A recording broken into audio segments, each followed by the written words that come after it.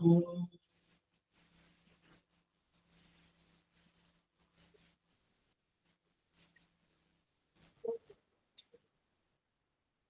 ओम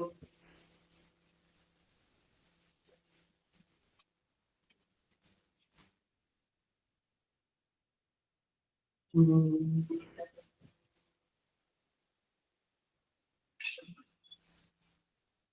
ओम सहनावतु सहनौ भुनक्तु सह वीर्यं करवावहै तेजस्विनावधीतमस्तु मा विद्विषावहै।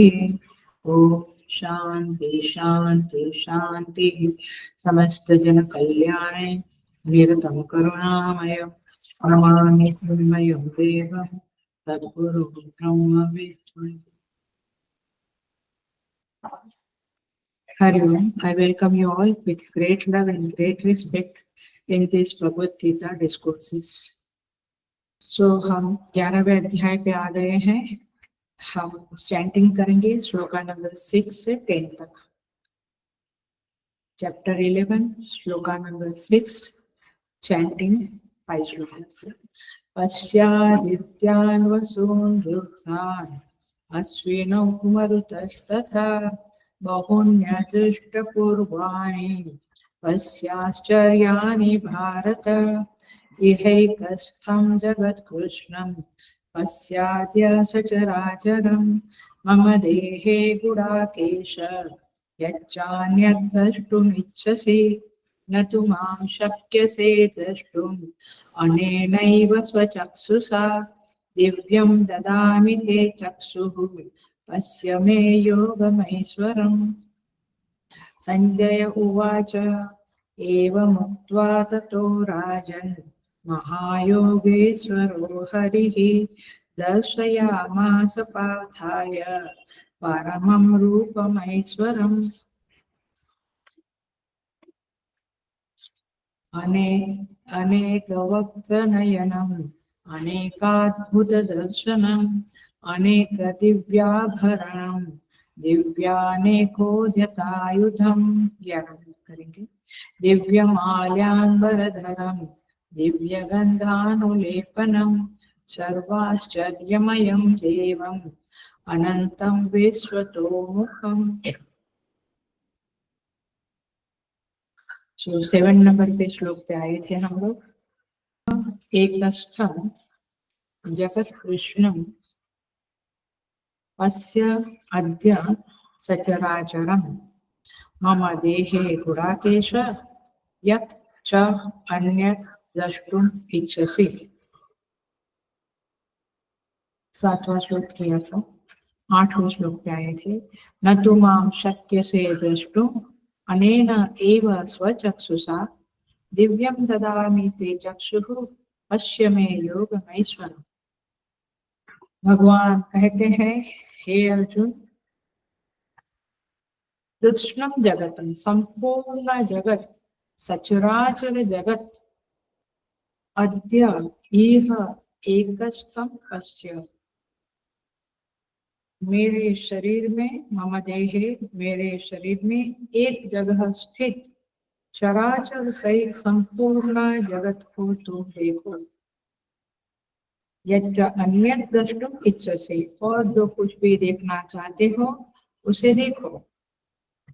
न तुमां शक्यसे द्रष्टुम अनेन एव स्वचक्षुषा अपने इस स्वचक्षुषा प्राकृत चक्षु के द्वारा नेत्रों के द्वारा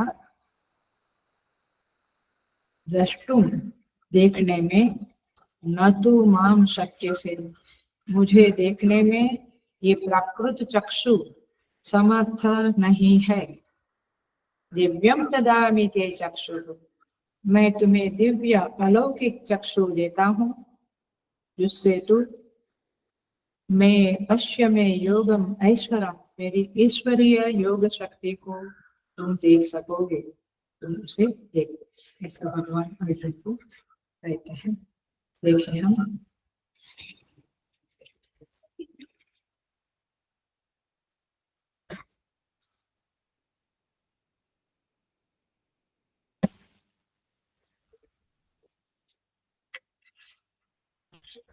तुम हे अर्जुन, तुम मेरे इस स्वरूप को अपने प्राकृत नेत्रों से नहीं देख सकते हो। मैं तुम्हें दिव्य चक्षु देता हूँ जिससे तुम मुझे मेरे स्वरूप को देख सकेंगे, जो तुम्हारी इच्छा है। अब ऐसे आपने ग्रुप में पढ़ा होगा, आज का क्लास दिव्य चक्षु के ऊपर और ये सृष्टि के संदर्भ में है। 11th चैप्टर, हेलो अटेंशन से सुनना, आज का क्लास थोड़ा गंभीर है, थोड़ा ध्यान से सुनना, थोड़ा गंभीर है, बट आपको पूरे 11वें अध्याय का एसेंस, माने कैसे ये विश्व रूप दर्शन है, उसका अंदाजा आ जाएगा।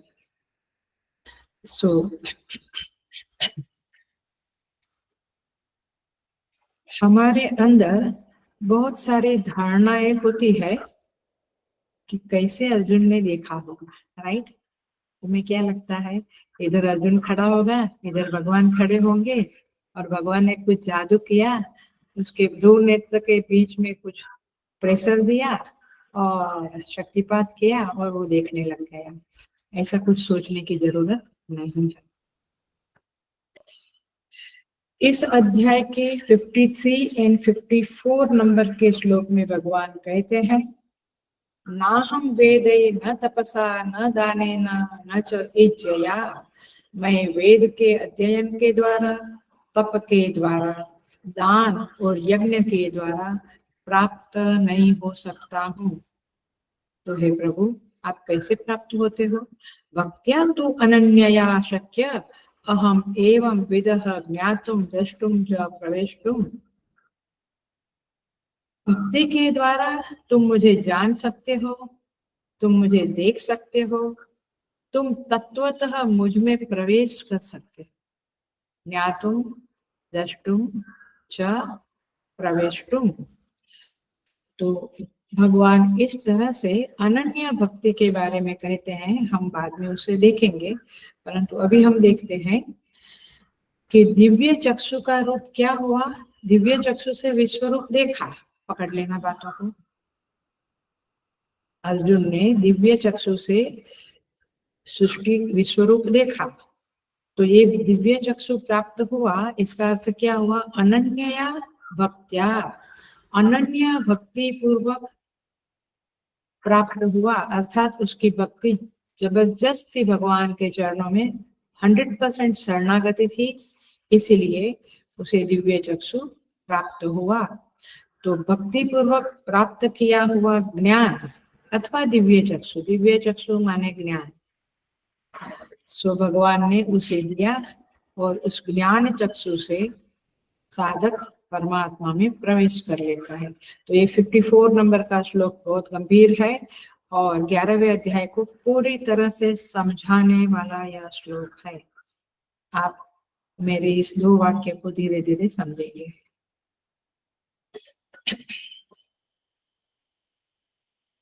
भगवान इंगित कर रहे हैं कि यह अर्जुन पहला और अंतिम शिष्य नहीं है जिसने भगवान को देखा। बहुत सारे लोगों ने परमात्मा को देखा है और गीता जी कहती है आप भी देख सकते हो। कैसे? अनन्य भक्त्या, ये मेन शब्द है, इसको नहीं बोलेंगे। सो अनन्य भक्ति ही साधन है जिससे आप विश्व रूप धर श्री कृष्ण को दर्शन कर सकते हैं। सो ये क्या है अनन्य भक्ति? तो भाष्यकार ने, मैं भूमिका बना रही हूँ, भाष्यकार ने 10वें अध्याय में अद्वैत भावना से भावित, तद्भाव भावित, उस अद्वैत भावना से भावित जो साधक होता है वही दिव्य चक्षु को प्राप्त करने का अधिकारी बनता है। इस अध्याय में भगवान भाष्यकार ने कहा है, इस 54 नंबर के श्लोक में, अपृथक भूतया भगवतः, अर्थात भगवान के अलावा और किसी में भक्ति नहीं होना। मैं दोबारा बोलूंगी क्योंकि ये बहुत जबरदस्त वाक्य है, जबरदस्त सिद्धांत है और हम में से रेयर कोई इस सिद्धांत को फॉलो करता है। क्या वाक्य बोला मैंने? भगवान के अलावा और किसी में भक्ति नहीं होना। यहाँ तो बहुत जगह पे भक्ति होती है ना? इसलिए हमारी भक्ति व्यभिचारी भक्ति कहलाएगी। हमें इस अध्याय को आत्मसात करना है, इस अध्याय के एसेंस को पकड़ना है और जीवन में फॉलो करना है। तो ये भाष्यकार का टुकड़ा अपृथक भूतया भगवतः अनन्य भक्ति के द्वारा यह परमात्मा उपलब्ध है, और इस अनन्य भक्ति में यह ज्ञान है। हेलो, ये वाक्यों को ध्यान से सीरियसली समझना। इस अनन्य भक्ति में यह ज्ञान है कि वासुदेव के व्यतिरिक्त और कुछ भी नहीं है। इस प्रमा से ही विश्वरूप दर्शन होता है। यहाँ भक्ति का अर्थ प्रमा ही है, ज्ञान ही है, क्योंकि ज्ञान ही जीव को परमात्मा से अनन्य बनाती है। अनन्य माने अन्य कुछ है नहीं। ये ज्ञान तब पैदा होता है जब अनन्य भक्ति होती है। तो वेदांत विद्या यह प्रमा ही दिव्य चक्षु प्रदान करने वाली विद्या है। दिव्य चक्षु की प्राप्ति इस ब्रह्म विद्या, इस ज्ञान से ही होती है। वेदांत विद्या कहती है मत्स्थानी सर्वभूतानि न च अहम तेषु अवस्थितः। भगवान ने जो कहा सब कुछ मेज में है और मैं उनमें नहीं हूँ। न च मत्स्थानी भूतानि पश्य में योगमेश्वरम। मुझ में भूत नहीं है, तुम मेरे इस ऐश्वर्य को, योग को देखो। तो ये जो श्लोक है 9th चैप्टर में, इन सब के मीनिंग समझेगा तब ये प्रमा का जन्म होगा। सो 90वें अध्याय में ये बात बताई, और इसी बात का 10वें अध्याय में भगवान ने विस्तार किया विभूति योग में। कुछ नहीं समझा, मुझे पता है। 9th चैप्टर में कहा कि मत्स्थानी, मुझ में सारे भूत है, मैं उनमें नहीं हूँ। एक वाक्य बोल देती हूँ करुणा करके, नहीं तो बीच में बोलना ठीक नहीं है। रज्जू कहता है मैं सर्प में, दंड में, माला में, सब मुझ में है, मैं किसी में नहीं। अब समझ में आ गया?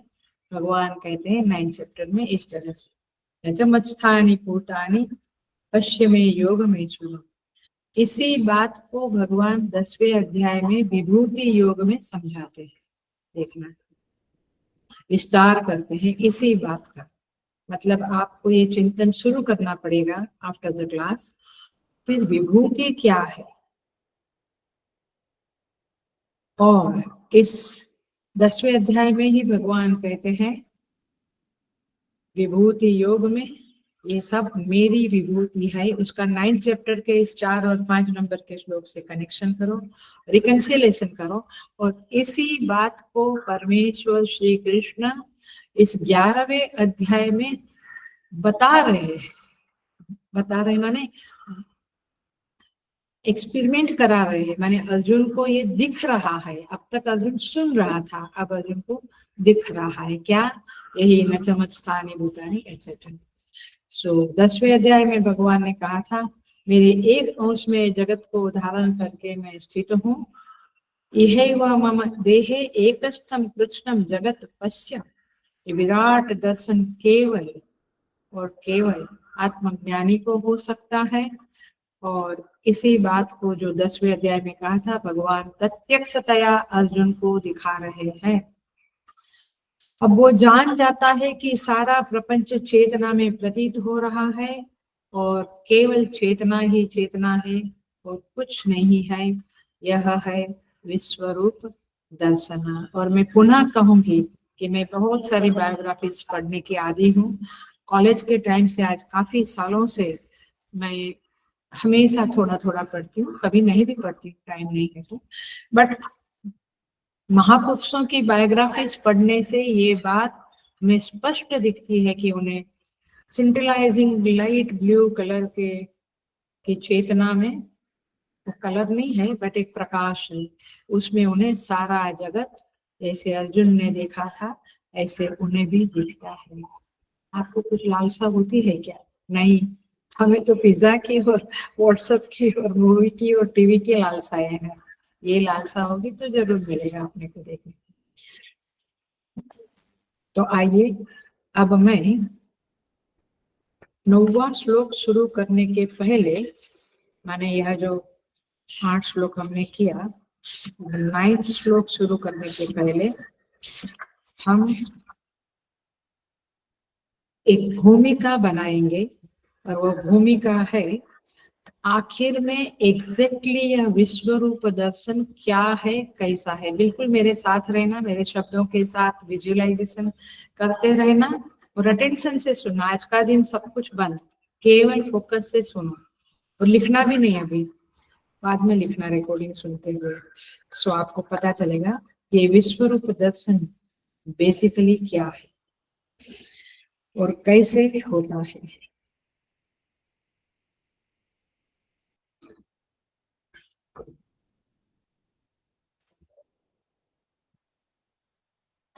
हमें इस विश्व रूप दर्शन के पीछे जो वेदांत का सिद्धांत है उसे और प्रक्रिया को, वेदांत की प्रक्रिया को थोड़ा समझना पड़ेगा, तब जाके ये विश्व रूप दर्शन साफ होगा।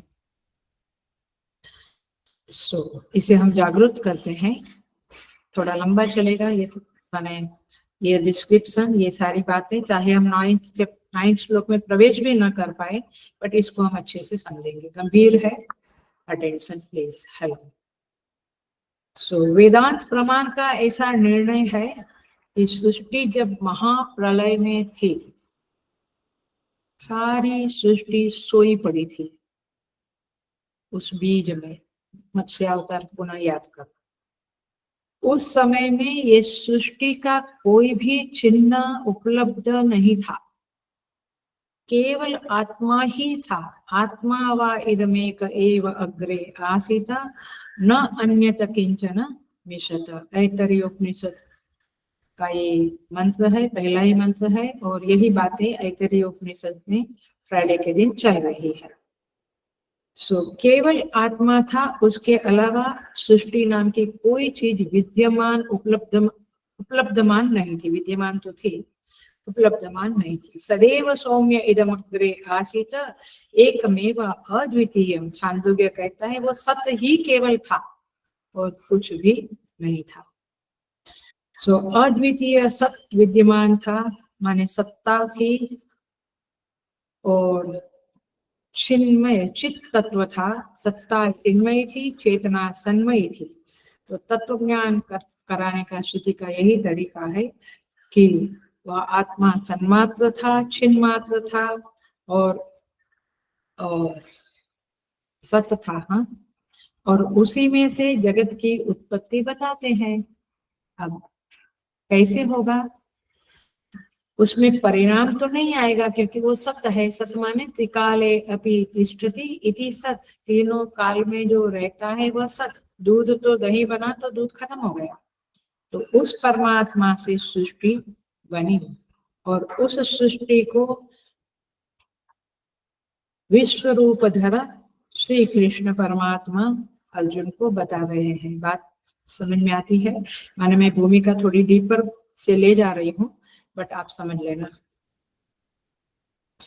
कभी कभी श्रुतियों में ऐसा भी कहा जाता है, कहते हैं अद्वितीय चेतना थी और कुछ नहीं था, बट सृष्टि प्रकरण में कहते हैं त्रिगुण से सृष्टि बनी। श्वेता स्वतर उपनिषद में कहते हैं अजा में काम लोहित शुक्ल कृष्णा बहवी प्रजा सुजमाना। कहते हैं वो अजा, अजा माने अनादि रूपा, स्वयं सिद्ध, पहले से ही है, ऐसी 3 गुणों वाली माया है और उससे सारी सृष्टि बनी। तो आप एक बात कहते हैं कि अद्वितीय चेतना थी और अब कहते हैं कि वो माया अजा थी, अद्वितीय थी, अजा थी। और लोहित शुक्ल कृष्ण माने सत्व रज तमो गुण वाली थी और उससे सृष्टि बनी, अनादि रूपा थी, पहले से थी। तो देखो, तो त्रिगुण से सृष्टि बनी। हेलो, तो त्रिगुण कहाँ से आए? ये माया आई कहाँ से? तो माया अनादि है, ये बात पक्की करके रखो। परमात्मा में और माया में क्या फर्क है? सुन लेना, ध्यान से सुन लेना। परमात्मा अनादि है और अनंत है, अंत नहीं। माया अनादि है लेकिन अंत वाली है, माने हमारी अविद्या जब नष्ट होती है ज्ञान के द्वारा तो समाप्त हो जाती है माया अविद्या, सब कुछ मिथ्या हो जाता है। समझ में है? तो माया अनंत नहीं है, ये फर्क है। तो ये बिंदु को याद रखते हुए हम सृष्टि के बारे में देखेंगे और विश्व रूप दर्शन के बारे में समझेंगे। तो सृष्टि का आरंभ नहीं है, प्राग अभाव नहीं है, पहले से वो है। लेकिन यहाँ पे कहा है, कहते हैं कि वह सत्ता अद्वितीय थी, दूसरा कुछ भी नहीं था। तो क्या समझे हम? और सारे उपनिषद भी आत्मा से ही सृष्टि की सर्जना बताते हैं। तैत्तिरीय उपनिषद कहता है तस्माद् वा एतस्मात् आत्मना आकाश संभूतः। आत्मा से आकाश हुआ, फिर सारी सृष्टि की रचना समझाते हैं। तो क्या समझे हम? या तो माया का उल्लेख नहीं है, चेतन पूर्विका एवं सृष्टि की कहते हैं उसे चेतन। ये सृष्टि के पहले केवल चेतन था, सृष्टि का कोई चिन्ह नहीं था। तो फिर जो सृष्टि दिख नहीं रही थी, क्या वो नहीं थी? और नहीं थी तो फिर उत्पन्न कहाँ से? आत्मा से कैसे उत्पन्न हुई? ये त्रिगुण कहाँ से बीच में टपक पड़े? ये सब समझना पड़ेगा। तो ये समझे हम, तभी विश्व रूप दर्शन आपको समझेगा, अन्यथा नहीं समझेगा। ये क्लास समझेगा तो सारा चैप्टर समझ गया, समझ लो, फिर आगे कुछ ज्यादा नहीं। सो उत्पत्ति के पहले सृष्टि दिख नहीं रही थी। हेलो, दिख नहीं रही थी बट विद्यमान थी। विद्यमान थी माने अस्तित्व में थी, वो थी तो सही बट दिख नहीं रही थी। आया? नहीं समझेगा तो पूछना ताकि समझ में आए, मुझे समझ में आए कि आप लोग समझ रहे हैं। तो केवल आत्मा था, कुछ नहीं था, बट सृष्टि विद्यमान थी। बट कैसी थी? बीज रूप में विद्यमान थी। ये वृक्ष नहीं दिखता है बट बीज रूप में विद्यमान होता है, दिखता नहीं है बट बीज रूप में विद्यमानता होती है इसकी। ठीक वैसे ही, मैंने एग्जाम्पल को बहुत नहीं खींचना, बट ठीक वैसे ही यह सृष्टि बीज रूप में अव्यक्त रूप में अवस्था में परमात्मा ने सोई पड़ी थी। इसीलिए 8वें अध्याय में भगवद गीता में आया, भूतवा भूतग्राम स एवायं भूत्वा भूत्वा प्रलीयते राज्यागमे वश पार्थ प्रभवंती प्रभवंती हरागमे। यह सृष्टि जो है ये भूतग्राम, सारे प्राणी हो होकर पुनः लीन हो जाते हैं, जन्म पाते हैं, मृत्यु पाते हैं, उसी को कहेंगे भूतवा भूतवा प्रलीयते। और फिर राज्यागमे, कल्प की जब रात आती है तब हे पार्थ अवशः, उनको अच्छा नहीं लगता है ये संसार में आना। हम लोग भी, काफी लोग कहते होंगे भगवान वापस नहीं आना है। अवशः पार्थ प्रभवती अहरागमे, ये पुनः कल्प का उदय होता है तो पुनः सृष्टि प्रकट हो जाती है, माने व्यक्त हो जाती है। सृष्टि बनती है, बिगड़ती है, ये बोलना अलौकिक है, व्यावहारिक है। बट सृष्टि व्यक्त होती है, अव्यक्त होती है, ये बोलना वैदिक। समझ में आ रहा है ना ये बात? सो सृष्टि का बीज भाव होने के कारण उसका किसी प्रकार का चिन्ह उपलब्ध नहीं था। बीज को देखते हैं तो हम समझते हैं कि ये वृक्ष जो है वो बीज भाव में विद्यमान है, इसका चिन्ह कुछ नहीं है बट फिर भी वह वहां पे है। और उपलब्धि के आधार पे विचार करेंगे तो वृक्ष की उपलब्धता नहीं है। इसका मतलब क्या हुआ? हेलो, अटेंशन से समझ लो। इसका मतलब ये हुआ, उपलब्धता एक चीज है, विद्यमानता एक चीज है। वस्तु दिखे, प्राप्त होवे, उपलब्ध होवे, अचीव होवे, रिसीव होवे, वह एक चीज है। और उसका एग्जिस्टेंस, उसका अस्तित्व होवे, विद्यमानता होवे, वह एक चीज है। दोनों डिफरेंट है।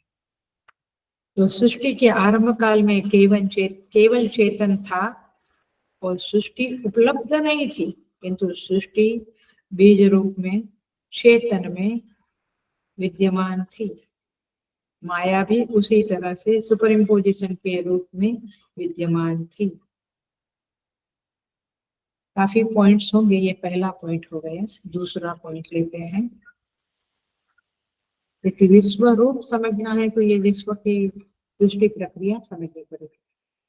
तो सृष्टि की उत्पत्ति की प्रक्रिया की बात शुरू करें तो अव्यक्त से महत तत्व उत्पन्न हुआ, हिरण्यगर्भ तथा ब्रह्मा जो था। और फिर उससे अहंकार हुआ, महत्व से, फिर अहंकार से आकाश, सृष्टि चल करो। तैत्तरीय उपनिषद में तो आकाश आत्मन आकाश संभूत, सीधी आत्मा से आकाश की बात करें तो आप सोचेंगे, अथवा जो मेच्योर साधक नहीं है वो सोचेगा अरे एक जगह पे ऐसा कहा, एक जगह पे ऐसा कहा। ये हमारे लिए होमवर्क है कि कहाँ कुछ कहा, कहाँ कुछ कहा, उसका रिकंसिलिएशन करो और समझो कि ये जो बात है आकाश संभूत, तो महत्व, अव्यक्त, महत्व, अहंकार, ये सब माने बताया नहीं गया है, पूर्व क्रम में है, लेकिन हर एक चीज हर एक उपनिषद में बताई नहीं, कहाँ किस एंगल से, कहाँ किस एंगल से। बट हमें वो पूर्व क्रम की गणना स्वयं कर लेनी चाहिए। छांदोग्य में बताया कि सृष्टि 3 महाभूत से बनी, अग्नि, जल और पृथ्वी। तो आकाश वायु कहाँ गए? तो समझना चाहिए कि ये पूर्व क्रम में है। तो इस तरह से नियम यह है कि हर उपनिषद अपने ढंग से इसकी प्रक्रिया अथवा जीव के संदर्भ में अथवा ईश्वर के संदर्भ में बताता है। हमें रिकंसिलिएशन करना, होमवर्क करना पड़ेगा और अन्य सारे उपनिषदों को समझना पड़ेगा। सो सृष्टि की उत्पत्ति में क्रम क्या है?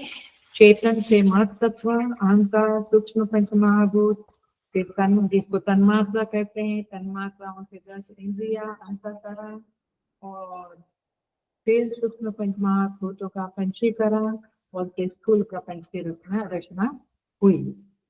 तो मोटा मोटा यह क्रम हुआ, आप सब जानते ही है। ये 24 तत्व सांख्य शास्त्र की गणना में बताया गया है, माना सांख्य शास्त्र में बताया गया है। 25वां तत्व काल भगवान की गणना भी की गई है। ये 25वां तत्व जो है वह सृष्टि का तत्व है भी और नहीं भी है।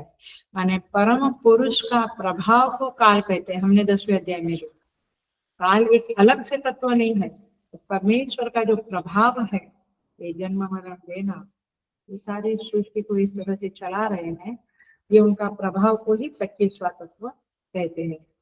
तो सुन लो, 24 तत्वों में सृष्टि का वर्णन है और 25वां तत्व स्वयं परमात्मा का प्रभाव, परमात्मा का स्वरूप है।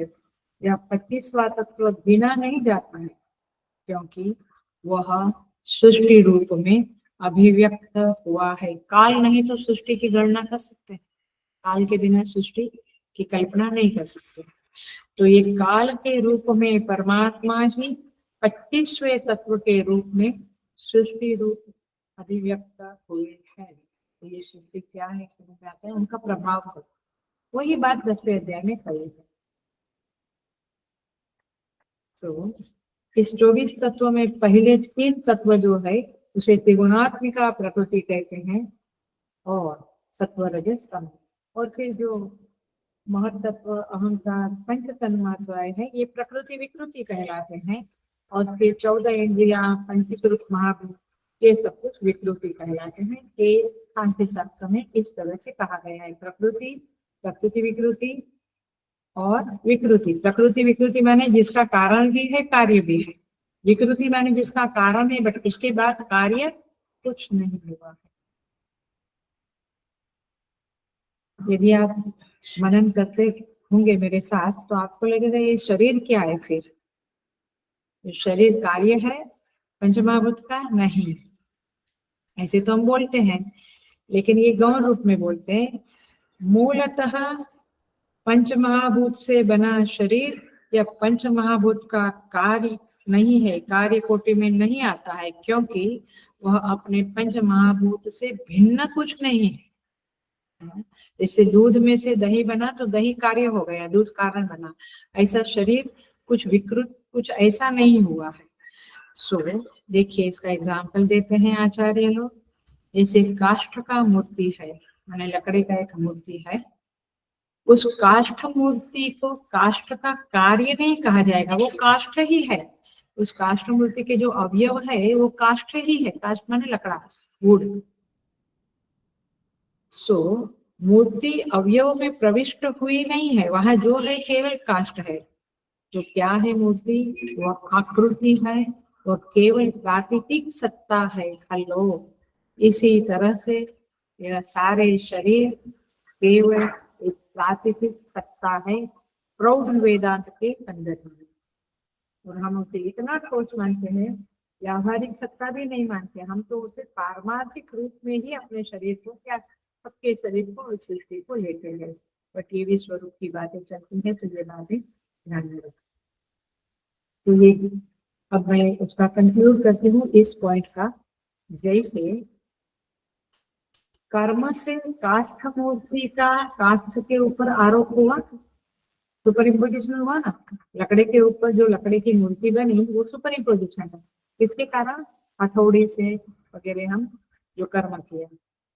उसी तरह से यहाँ कर्म से पंचमहाभूत में जो आकार बना वो शरीर है, कर्म के कारण। इसलिए किसी का नाक कैसा, किसी की आंख कैसे, किसी के सुख दुख कैसे, किसी का शरीर कैसा, किसी के कर्म कैसे, सब कुछ कर्म का पंचभूत में, माने पंचभूत में कर्म के कारण वो आकार बना, उसी को शरीर कहते हैं। तो दोनों जगह आरोप का हेतु जो है कर्म। तो इस प्रक्रिया को ध्यान में रखते हुए मनन के द्वारा इस संपूर्ण सृष्टि को हम अंतर्भूत करेंगे, समझेंगे। ये विश्व रूप को हम समझेंगे कि विश्व रूप क्या है। थोड़ा थोड़ा क्लिक होने लगा है कि हम जो ठोस समझते हैं, ये ऐसा कुछ ठोस भगवान ने दिखाया या क्या किया, धीरे धीरे समझते। तो आगे के पॉइंट्स देखते हैं। पहली बात तो ये समझनी है कि परमात्मा अत्यंत निरंश है, निरअवयव है, स्वयं प्रकाश है, और उसको होने के लिए किसी अन्य आश्रय की आवश्यकता नहीं है। मतलब क्या हुआ? अन्य आश्रय की आवश्यकता नहीं है। हम जब किसी भी चीज के या व्यक्ति के या स्थान के बारे में सोचते हैं तो हमारी बुद्धि को क्या अभ्यास है? वो उस जगह होगा, ऐसे खड़ा होगा, और अंदर होगा, बाहर होगा, सब देशवाचक शब्द से और कालवाचक शब्द से ही हमारी बुद्धि किसी वस्तु को समझ सकती है, सोच सकती है। तो देश का संश्लेष वस्तु के अस्तित्व के साथ जुड़ा हुआ है, ये हमारा अभ्यास है। अब ये अभ्यास को तोड़ना पड़ेगा, तब जाके विश्व रूप समझेगा। नहीं तो हम तो क्या समझते हैं, कृष्ण कहाँ खड़े हैं, अर्जुन कहाँ खड़े हैं, वो रणभूमि, और फिर कुछ भगवान ने कुछ जादू किया, कुछ शक्तिपात किया, कुछ स्पर्श किया भ्रू मध्य के बीच में, और अर्जुन को ये दिखने लगा। ऐसा नहीं सोचना। मैं वेदांत की तरह से इस चैप्टर को और इस श्लोकों को घटा रही हूँ, मैंने आचार्यों ने, भगवान भाष्यकार ने ऐसे ही घटाया। देखो, इसको समझने के लिए थोड़े और आगे बढ़ते हैं। पंचदशी का साधक को पंचदशी में आकाश के बारे में सोचने को कहते हैं, आकाश पर विचार करना। तब जाके ये देश की जो संश्लिष्टता है वो टूटेगी। आकाश को हम क्या मानते हैं? एक चीज है, जैसे वायु, अग्नि, पृथ्वी एक वस्तु है, ऐसे ही आकाश कुछ है, ऐसा मानते हैं आप। साधारणतः हम ऐसा ही सोचते हैं कि कोई वस्तु है तो कहाँ है, तो फिर क्या कहते हैं? आकाश में, स्पेस में। तो नाउ द क्वेश्चन कम्स, क्या आकाश कहाँ है? आया अब ये प्रश्न। तो बुद्धि को ये उत्तर ढूंढना मुश्किल पड़ जाता है, क्योंकि वायु तक तो समझता है कि वायु तत्व आकाश में, बट आकाश कहाँ है? तो ये सोचना थोड़ा भारी पड़ता है, उत्तर नहीं मिलता है। तो इसका मतलब ये हुआ कि बुद्धि में जो व्याप्ति बनी हुई है कि कोई चीज होगी वो कहीं ना कहीं किसी न किसी काल में होगी, तो ये गलत व्याप्ति है। व्याप्ति माने आपकी एक फिक्स धारणा। व्याप्ति माने मेरे अंदर ये व्याप्ति है कि ये काला है तो ये ऐसा है, माने ये बाहर से काला है वो अंदर से काला है, ये एक व्याप्ति। इस तरह की व्याप्तियां हम बना के रख देते हैं। तो ये व्याप्ति बनी है कि कोई चीज है तो कहीं ना कहीं होगी, बट आकाश सपोज कोई चीज है तो कहाँ है, ये प्रश्न आया। और वह अन्याश्रित अर्थात किसी के आश्रय में ही होगी। यस, सारा जगत आकाश के अंदर ही है। अब ये व्याप्ति का साधक को खंडन करना पड़ेगा, तब जाकर श्रुति प्रमाण से यह निर्णय समझेगा कि चेतन जो है वह स्वतः सिद्ध है, वह स्वयं प्रकाश है, उसे किसी आश्रय की आवश्यकता नहीं है।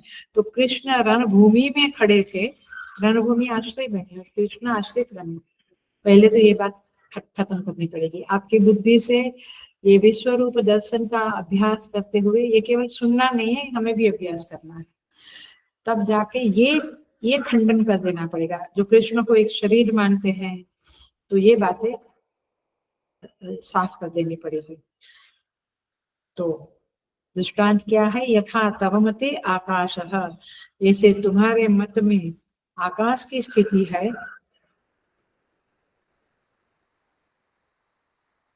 ऐसा क्या है कुछ? आकाश कहाँ है ये प्रश्न आएगा ही आएगा।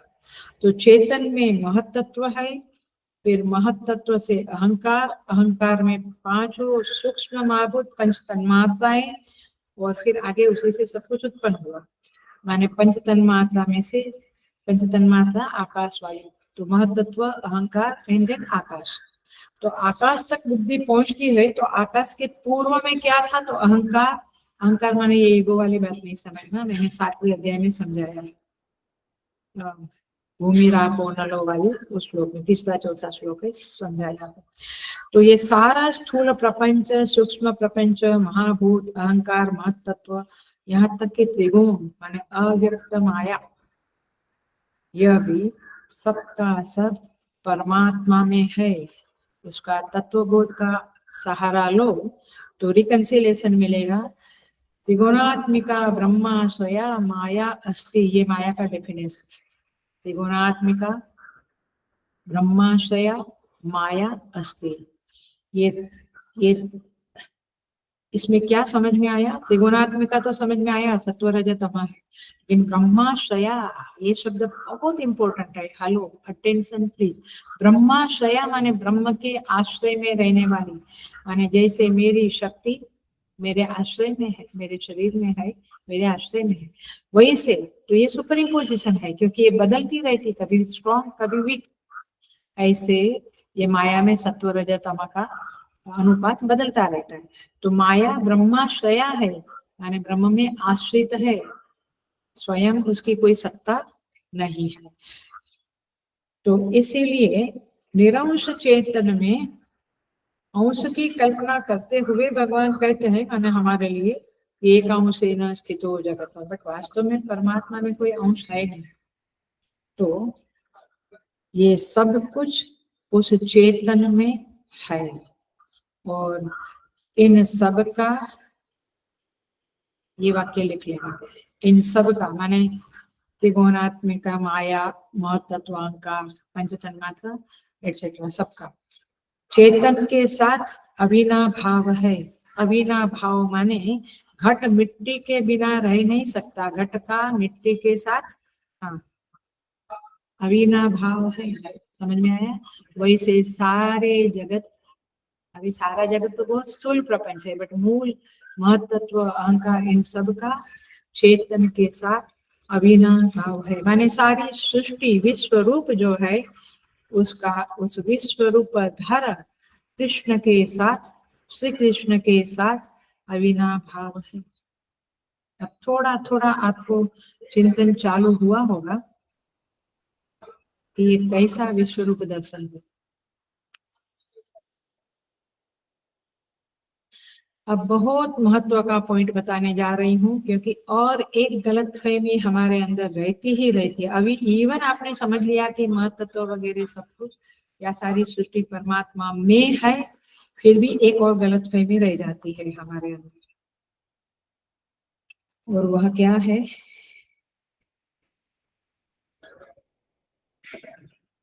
वह यह है कि यह सृष्टि अथवा सब कुछ चेतन में द्वितीय बनकर रहता है। द्वितीय माने दूसरा बनकर रहता है। जैसे टेबल के ऊपर लैपटॉप है अभी, तो ये दूसरा है ना, टेबल पे है बट अलग चीज है। ऐसे सृष्टि चेतन में है बट द्वितीय, सेकंड बन के रहती है। क्या ऐसा है? अविनाभाव शब्द बहुत इंपॉर्टेंट है, जो अभी अभी बताया। जैसे आकाश में वायु द्वितीय बनकर रहता है, घट में पानी द्वितीय, द्वितीय माने सेकंड वस्तु बनकर रहता है। क्या ये चेतन में जगत द्वितीय बनकर रहता है? नहीं, जगत का चेतन के साथ अविनाभाव है। गहना आभूषण सुवर्ण में द्वितीय बनकर नहीं रहता है, अविनाभाव से रहता है। घट मिट्टी से द्वितीय बनकर नहीं रहता है, अविनाभाव। तरंग जल से द्वितीय बनकर नहीं, अविनाभाव। समझ में आया? हेलो। ऐसे ही सृष्टि चेतन से अविनाभाव में रहती है, अर्थात चेतन के बिना जगत की प्रतीति असंभव है, संभव नहीं। अर्थात थोड़ा वेदांतिक शब्द भी बोलती हूँ, थोड़ा लौकिक, ताकि आपको समझ में आए। अर्थात प्रतीति है तो सत सहित है, चित्त सहित है। क्योंकि स्फूर्ति की तो स्फूर्ति जो है उसी को प्रतीति कहते हैं। तो सत्ता और स्फूर्ति होने पर ही प्रतीति होती है। तो जिसकी प्रतीति हो रही है, बहुत महत्व का वाक्य है, वेरी इंपॉर्टेंट सेंटेंस। जिसकी प्रतीति हमें आपको हो रही है उसमें सत अन्वित है, जुड़ा हुआ है, इंक्लूडेड है, समाविष्ट है। इसी को ईशावास्यम इदगम सर्वम कहते हैं। जो हमने पहला उपनिषद लिया था, ईशावास्यम, ये उपनिषद का यही तात्पर्य है। तो वो सत और स्फूर्ति माने सत अन्वित है, जिसकी भी प्रतीति हो रही है उसमें आकाश हो, वायु हो, पदार्थ हो, वृक्ष वगैरह। ये मकान तो बहुत स्थूल वाली बात आ गई है। आकाश वायु अग्नि जल पृथ्वी में भी सत अन्वित है। क्योंकि हम कोई भी चीज के न होने पर नहीं है बोलते हैं, लेकिन लगाए है लगाए बिना नहीं बोलते, नहीं है। क्यों है? माने वो सत है, उसमें सत है। फिर वो पदार्थ स्थूल है, स्थूल पदार्थ है या नहीं है, वो नहीं है बोलते हैं, बट है तो बोलते हैं। इसका तात्पर्य ये हुआ कि सब में वह सत्य है। जो सृष्टि जो परमात्मा ने बताई विश्व रूप, वो कैसा होगा, थोड़ा सा आपको उसका रियलाइज करना शुरू करें आप आफ्टर द क्लास, या अभी भी कर सकते हैं। तो सद रहित और स्फूर्ति रहित प्रतीति नहीं है। इस बात का प्रयोजन इतना ही है कि सृष्टि परमात्मा से अविनाभाव भाव में रहती है। और यह जो सदरूप परमात्मा श्री कृष्ण है, चिदरूप परमात्मा श्री कृष्ण है, आनंद रूप सतचित आनंद रूप परमात्मा श्री कृष्ण है,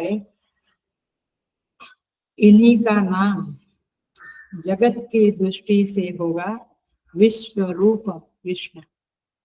अब धीरे से मैं आगे बढ़ती हूँ, और उसी को हम कहेंगे यह विश्व रूप उसी में अविनाभाव से जुड़ा हुआ है, अथवा कहो आरोपित है, अध्यस्त है, सुप्रीम पोस्ट है, उस जगत के दृष्टिकोण से उन्हें देखते हैं तो वही सच्चिदानंद कृष्ण विश्वरूप धर हो जाते हैं।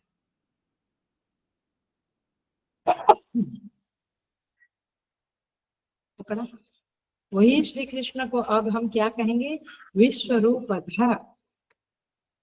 सच्चिदानंद परमात्मा ने विश्वरूप धारण किया हुआ है। शब्दों को ध्यान से देखना, मैं क्या बोल रही हूँ। विश्वरूप धारण किया हुआ है।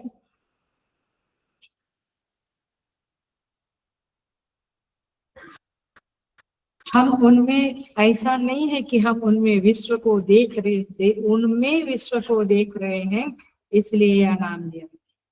मैं फिर से बोलती हूँ, शायद आपको नहीं समझेंगे। सच्चिदानंद परमात्मा श्री कृष्ण ने विश्वरूप धारण किया हुआ है।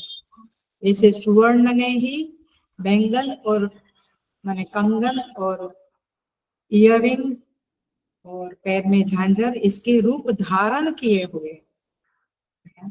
जल ने ही तरंग या भंवर इत्यादि रूप धारण किया हुआ है। ऐसा नहीं कि उनमें हम देख रहे हैं। अभी ये भाषा नहीं आएगी, 9th चैप्टर में वो भाषा थी, तो समझना पड़ेगा। बट इस अध्याय में यही समझना चाहिए, यही समझना उचित है कि श्री कृष्ण परमात्मा ने, सच्चिदानंद परमात्मा श्री कृष्ण ने विश्वरूप धारण किया हुआ है और वही विश्वरूप का दर्शन अर्जुन करने वाले हैं। आगे के श्लोकों में देखेंगे। इसीलिए सहस्र शीर्षा पुरुषः सहस्र सहस्राक्ष सहस्रपाक्ष भूमिम विश्वतो वृत्वा, ये पुरुष सूक्त जो है वो इसी कंसेप्ट के ऊपर, इसी सिद्धांत के ऊपर चैंट माने उसकी रचना हुई है ऋषि मुनियों के द्वारा। और वही कहते हैं पुरुष एवेदगम सर्वम यच्च भूतम भव्यम च, ये सब उपनिषदों में जो कहते हैं वो यही बात कही जाती है। तो सब कुछ विराट पुरुष है और सृष्टि का उस विराट पुरुष के साथ अविनाभाव भाव है। ये बात ध्यान रखते हुए ही ईशावास्य उपनिषद को समझना। जहां भी आप समझते हैं, रिकॉर्डिंग भी है हमारा और कहीं से जो भी आप समझते हैं, बट इस तरह से समझना। ऐसा नहीं कि क्या एक पुष्प है उसमें गंध है, ऐसे विश्व है उसमें ईश्वर बैठे, ऐसे नहीं आया। यहाँ पे जिस तरह से मैं बोल गई हूँ, माने आचार्यों ने समझाया है, वैसे ही हमें समझना पड़ेगा। सो विश्व रूप धारा श्री कृष्ण, ये एसेंस है एकादश अध्याय का। विश्व रूप दर्शन योग अध्याय का जो टाइटल दिया है वो यही समझाता है।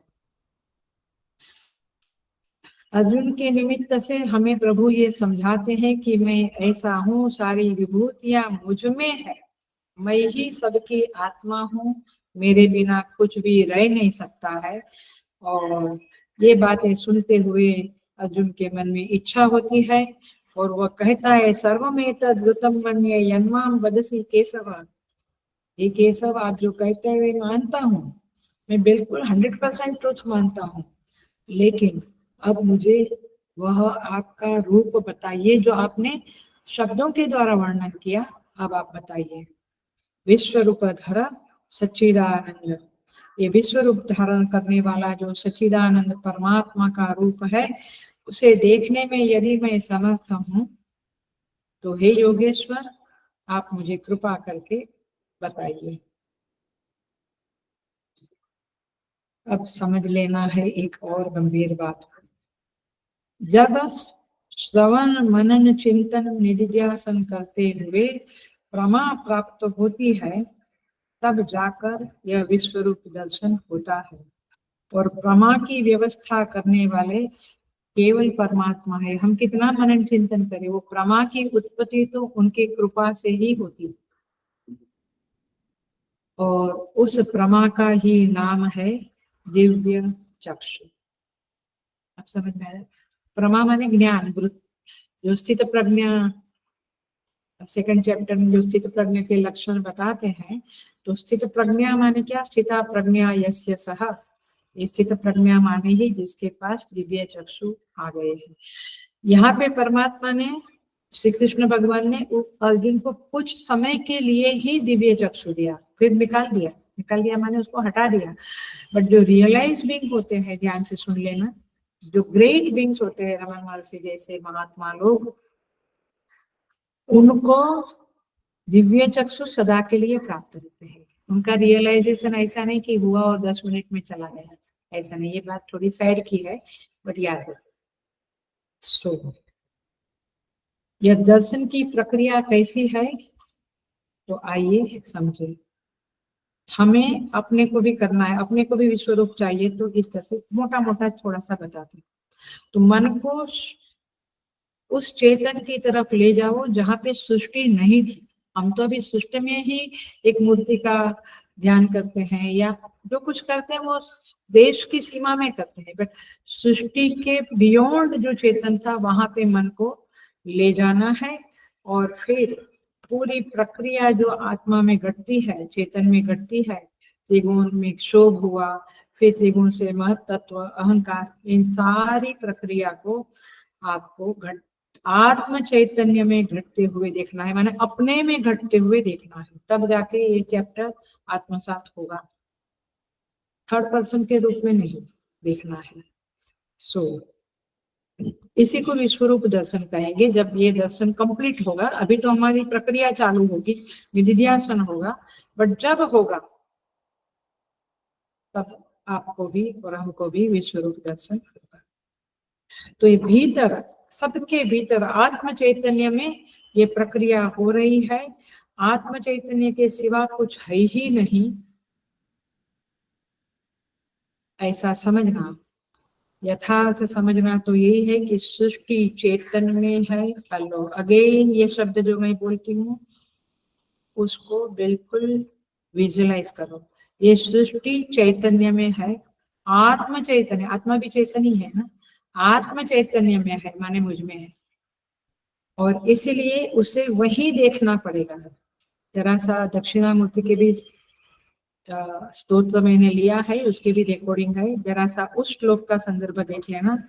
विश्वम दर्पण दृश्यमान नगरी तुल्यम निजानंदगतम, ये यहाँ पे इसी तरह से होगा। कोई इधर बैठा है और हम उसको उधर देखे, ऐसा हो सकता है? यदि हम सामने बैठी हुई व्यक्ति को मन से और कहीं देखे तो वो तो भ्रांति होगी। इसी तरह से इसी तरह से हम श्री कृष्ण परमात्मा को और कहीं देखे, और फिर उधर अर्जुन देखे, रणभूमि देखे, और भगवान के अंदर विश्व देखे, तो ये तो भ्रांतियां चल रही है।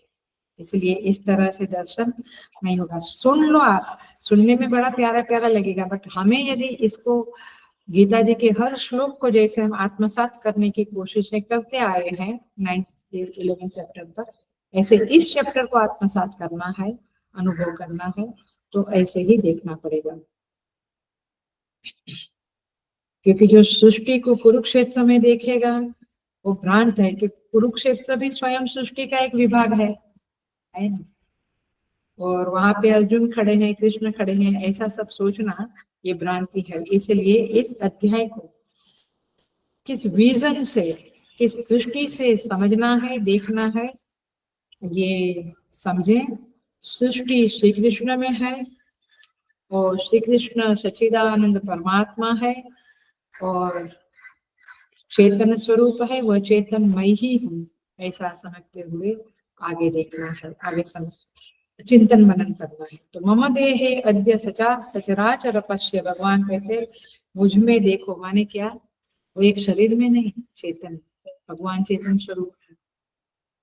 तो हमारी देहाशक्ति और देश शक्ति, देश की आसक्ति और देह की आसक्ति इतनी प्रबल है कि हम भगवान को कहते लीला देह धारण किया है, फिर उसमें अवतार है, ये इसमें परमात्मा सारी सृष्टि देखती है। ये सब नहीं करना है ऐसा। हमारी समझ देहधारी है तो श्री कृष्ण एक देशीय बन गए और फिर आश्रित वस्तु बन गए।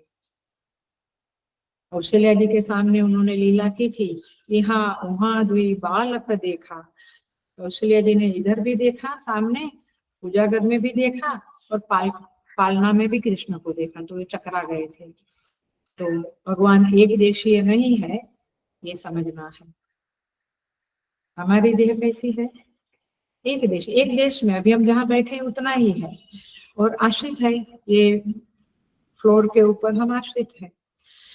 ऐसे श्री कृष्ण एक देशीय भी नहीं है और आश्रित भी नहीं है। ये बात बिल्कुल समझ में ध्यान में रखना पड़ेगा, बुद्धि में फिक्स करना पड़ेगा। नहीं तो देह को एक सिनेमा का पर्दा जैसा, टीवी का पर्दा जैसा समझ लिया, उसमें कुछ कुछ रील चली, ऐसा का विश्व रूप दर्शन नहीं देखा है। संगति तब लगेगी जब हमारा मन परमात्मा के समष्टि मन के साथ, विराट पुरुष के मन के साथ एकाकार हो जावे। इसी को कहते हैं समाधि, अथवा कहो ज्ञान प्रमा। तब जाकर उस विश्व रूप का स्फुरन होगा। भगवान ने कृपा किया और अर्जुन को इस तरह से विश्व रूप दिखाया। तभी यहाँ पे कहते हैं पांडव देवदेवस्य शरीरे कृष्णम जगत अपश्यत। अर्जुन ने पूरे जगत को देव देव परमात्मा के शरीर में देखा। बट शरीर माने अपने जैसा शरीर नहीं, चिन्मय शरीर में, भूतमय शरीर में नहीं। कैसा देखा? प्रविभक्तम अनेकधा, अनेक अनेक रूप में विभक्त होते हुए देखा। ये सृष्टि का जो वैचित्र है, वैविध्य है, देव पितृ मनुष्य आदि भेद ही भाष्यकार ने कहा। ये देव पितृ मनुष्य भेद के आदि के भेद के साथ पूरे जगत को, विविधता के साथ पूरे जगत को श्री कृष्ण की चेतना में एक देश में देखा। इसी को कहते हैं एकांशेन विष्टभ्य अहम स्थितः। तो ऐसे ही समझना, अनंत अनंत रूपों में देखा, बट ये विराट पुरुष में देखा। कंक्लूड करते हैं। अर्जुन ने कहा था आपका यही रूप मैं देखना चाहता हूँ, भगवान ने उसे दिखा दिया। पश्य में करके भगवान ने कहा देखो, और अपश्य संजय ने कहा, अर्जुन ने अपश्य, अर्जुन ने देखा। अब विश्व रूप के दर्शन का निगमन संजय करते हैं। वे कहते हैं धृतराष्ट्र को कि भगवान ने कृपा करके अर्जुन को ये दिखाया, और तभी अर्जुन देख पाया। इस बिंदु को समझना बहुत जरूरी है कि अर्जुन ने क्या देखा, कब देखा, कहाँ देखा। समझ में आया? उस चेतन में, उस विश्व रूप धरा कृष्ण में उस विश्व रूप दर्शन किया, ये समझना पड़ेगा। ये वाक्य जो अभी बोली वो बहुत इंपॉर्टेंट है, इसी में सब कुछ आ गया। उस विश्व रूप धरा सच्चिदानंद परमात्मा श्री कृष्ण में उस विश्व रूप दर्शन, इस विश्व रूप का दर्शन अर्जुन ने दिव्य चक्षु से किया, माने प्रमा से किया, माने ज्ञान दृष्टि से किया। परमात्मा ने कृपा करके उसे वो ज्ञान दृष्टि, दिव्य चक्षु दे दिया। देखिए, जब तक दिखाया ना जाए तब तक तो दुनिया दिखती रहती है। और कहाँ दिखती है दुनिया? ये वृक्ष कहाँ दिखा तुमको? यही दिखा। माने दुनिया में दुनिया दिखी, ऐसा ही दिखता है, बट दुनिया किस में है?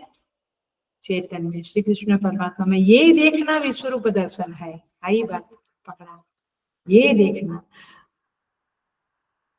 ये ईस्ट में है, माने पृथ्वी के ईस्ट में है, वेस्ट में है, यूरोप, यूके, इंडिया, माने चाइना है, जो भी, माने वो सब देखना दुनिया का, दुनिया में देखना है। बट इस चैप्टर का आशय क्या है? विश्व रूप धर परमात्मा श्री कृष्ण में विश्व रूप को देखना, जिसका अविनाभाव है। तो कृष्ण के शरीर में सृष्टि दिखती है, आकाश में दिखती है, ये क्या है ये हमें समझना पड़ेगा। विविधता दिखती है, ये सब कुछ सही समझ के साथ देखना पड़ेगा। तो पूरा जगत देखने के पहले त्रिगुण, महत्त्व, अहंकार, देव सृष्टि, पितृ सृष्टि, ये सब ऐतरेय उपनिषद में आता है। ये सब देखना पड़ेगा। और प्राकृत नेत्रों से, माने हमारी सामान्य लौकिक बुद्धि से ये सब चीजें समझ में नहीं आएगी। विश्व रूपधारी कृष्ण का शरीर पंचभौतिक शरीर नहीं है, पांच भौतिक शरीर नहीं है, इस बात को समझना पड़ेगा। वे सच्चिदानंद स्वरूप है, सबका चित्त आनंद स्वरूप है। और इसीलिए अर्जुन को पता था सच्चित आनंद रूप है, बट विश्व निरपेक्ष रूप को वो नहीं देखना चाहता था, वो विश्व रूप धर श्री कृष्ण को देखना चाहता था। और भगवान उसे दिखाते हैं, जैसे नववे अध्याय में कहा, मत्स्थानी सर्वभूतानि, सारे भूत मुझ में है। तो यही बात अर्जुन को भगवान ने दिखाई। अर्जुन ने योगेश्वर करके संबोधित किया और भगवान को कहा, योग आपके स्वामित्व में है, मैं तो योगी नहीं, बट आप मुझे कृपा करके दिखाई। यथा तुम आत्मानम आत्था, आपने अपने आप के बारे में जो कुछ कहा वह तथा एव एतद् द्रष्टुम इच्छामि, वैसा ही मैं देखना चाहता हूँ। और भगवान के बारे में अर्जुन की बहुत क्लियर अंडरस्टैंडिंग है, और इसलिए परमेश्वर पुरुषोत्तम ऐसा सब कुछ वह कहता है। तदा आत्मानम दर्शय, कहता है मैं जगत को नहीं देखना चाहता, वास्तव में आपको देखना चाहता हूँ, बट आपका क्या रूप? विश्वधर रूप देखना चाहता हूँ। और इसलिए इस चैप्टर का नाम विश्व रूप दर्शन योग है। स्वयं को दिखाइए। अर्जुन की भक्ति इतनी परिपक्व थी, अगले क्लास में थोड़ा भक्ति का वर्णन करके 8-10 श्लोक हम आराम से देख सकते हैं, क्योंकि अब आपको समझ में आया कि वास्तव में इन श्लोकों को कैसे घटाना है। तो भक्ति इतनी परिपक्व थी अर्जुन की कि उसको और कुछ देखने की इच्छा नहीं थी। अनन्य भक्ति, पहले ही कहा मैंने, अन्य कुछ नहीं देखना चाहता है। तब परमात्मा उसको दिखाते हैं, पश्य शतसः सहस्रशः नाना विधानी आकृति, आगे के श्लोकों में आएगा कि ये हजारों हजारों नानाविध आकृतियों को देखो और सचराचर जगत को मेरे देह के एक स्थान में देखो। ऐसा शब्द भगवान कहते हैं, वो एक देशीय शरीर की बात नहीं है, वह चिन्मय शरीर की बात है। और भगवान कहते यच्च अन्यत् द्रष्टुम इच्छामि, भगवान कहते और जो देखना है देख लो, माने तुम जीतोगे कि हारोगे ये भी देख लो, क्योंकि मेरे अंदर त्रिकाल है, तीनों काल मेरे अंदर विद्यमान है, काल मुझसे अविनाभाव में है, भगवान का प्रभाव प्रभु से अविनाभाव में है। अर्थात हमारी शक्ति जैसे हमसे अविनाभाव में है, वैसे प्रभु का प्रभाव जो काल स्वरूप है वह भी अविनाभाव में है। तो अर्जुन तुम देख लो, तुम्हें जो देखना है सब कुछ देख लो। तो 7वें श्लोक में भगवान ने आदेश दिया पश्य, और 13वें श्लोक में अर्जुन ने कहा पांडव आप पश्यत, ऐसा संजय कहता है अर्जुन ने देखा। भगवान ने कहा यही कस्थम, यहाँ एक स्थान में तुम मुझे देखो। अर्जुन ने देखा और कहा तत्रैकस्थम, वहां एक स्थान में अर्जुन ने देखा। भगवान कहते मम देहे पश्य, मेरे देह में देखो। अर्जुन ने कहा देवदेवस्य शरीर, माने अर्जुन ने उस परमात्मा के शरीर में जो भगवान ने कहा वैसा ही अर्जुन ने देखा। भगवान ने जगत को विशेषण दिया था सचराचर पश्य, चर अचर सब कुछ देखो, अर्जुन ने वही देखा और प्रविभक्तम अनेकधा ऐसा कहा। तो इस तरह से अर्जुन को भगवान ने दिव्य चक्षु दिए, हमें भी वह दिव्य चक्षु की प्राप्ति हो सकती है, प्रोवाइडेड हमारे मन को विराट पुरुष के मन के साथ एकाकार करें। और इसीलिए बहुत नीचे आकर मैं बोलती हूँ, कर्मयोग शुरू करें। ये मनुष्य जीवन में ही कर्मयोग होगा, पशु योग पशु शरीर में नहीं होगा, पक्षी वृक्ष अन्य शरीर में नहीं होगा। हम अपने दायरे को बढ़ावे, थोड़ी थोड़ी सेवा, केवल जो हमारे फैमिली को ही हम देखते हैं उससे थोड़ा और सेवा का दायरा बढ़ावे, तब जाके उस विराट पुरुष के मन के साथ, जैसे मोदी जी कहते हैं ना 140 करोड़ लोगों के साथ मैं हूँ, अर्थात उन लोगों की कथा व्यथा सुख दुख सब कुछ के साथ जो आत्मीयता अनुभव करता है वही तो उनकी सेवा कर सकता है। सो जब हम विराट पुरुष के मन के साथ एकाकार हो जाएंगे तब जाके यह विश्व रूप दर्शन हम में भी घट जाए। सो उसके लिए यह जो अध्याय है उसका मनन चिंतन करते रहना पड़ेगा और सबकी उत्पत्ति कैसे हुई, सब लीन कैसे होता है, वो परमात्मा चेतन स्वरूप क्या है, वो विश्व रूप धर कैसे है, ये सारी बातें 11वें अध्याय में आती है और इसी को विश्व रूप दर्शन कहते हैं। एक बात ध्यान में रखनी है, मैं कंक्लूड कर रही हूँ, आज श्लोक में प्रवेश नहीं कर पाएंगे बट कैसे पता ही नहीं चला कैसे हो गया है। भगवान वेद, ध्यान से ध्यान रखने वाली बात है, ये ज्ञान देने वाली बात है। भगवान वेद व्यास ने संजय को दिव्य दृष्टि दिया था, तब जाके वो देख धृतराष्ट्र के पास बैठे हुए सब देख रहा था और वो दिव्य दृष्टि देते समय संजय के मन को अर्जुन के मन के साथ जोड़ दिया था और ऐसा लगता है कि संजय की अर्जुन के साथ केवल दृष्टि नहीं जुड़ी थी, मन भी जुड़ गया था और इसलिए जहां जहां अर्जुन का मन जाता था संजय का मन वही जाता है और इसलिए तत्सदृश अनुभूति होती है और इसलिए अर्जुन का मन पहले जगत रहित चेतन में गया तो संजय का मन भी वहां गया। फिर अर्जुन का मन जिस तरह समाहित हुआ वैसे संजय भी समाहित हुआ और फिर अर्जुन की तरह समस्त प्रपंच में समस्त प्रपंच को जैसे अर्जुन ने चेतन में देखा वैसे संजय ने भी उस प्रपंच को चेतन में देखा और इसलिए मालूम पड़ता है कि अर्जुन बाद में बोलता है, संजय पहले बोलता है। कैसे पता चला कि अर्जुन ने ऐसा देखा? क्योंकि मन एक हो गया था। तो अर्जुन क्या देख रहे हैं या संजय पहले ही बताते रहते हैं और इस तरह से इस अध्याय की थोड़ा 8 श्लोक पहले का सिंपल था तो कर दिया। अब हम एक्चुअली एकादश अध्याय में प्रवेश करेंगे कि भगवान क्या क्या दिखा रहे हैं, ये विश्वरूप क्या है।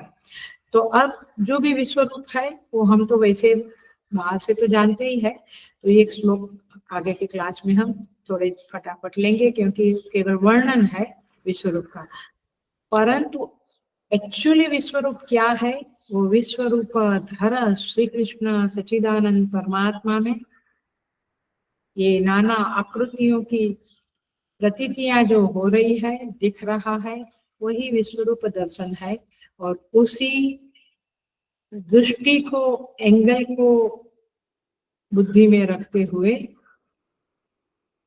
रियलाइज करते हुए हमें इस अध्याय को पढ़ना होगा, समझना होगा।